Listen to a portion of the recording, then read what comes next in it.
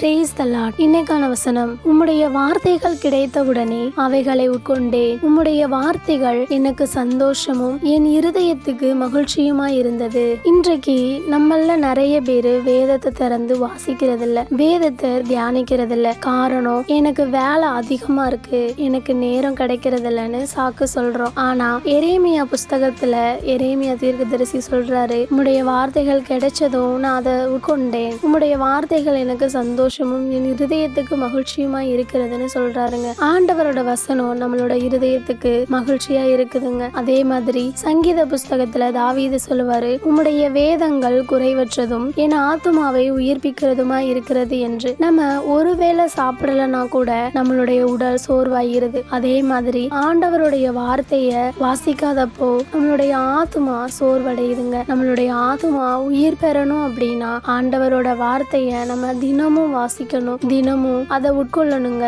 அதை உட்கொள்ளும் போது நம்மளுடைய ஆத்துமா உயிர்ப்பிக்கப்படுது. அதனால சாக்கு சொல்லாம கர்த்தருடைய வேதத்தை தியானிங்க. அந்த வேதத்தில் உள்ள வசனத்தின்படி வாழ ஒப்புக்கொடுங்க. கர்த்தர் உங்களை ஆசீர்வதிப்பார். ஆமென்.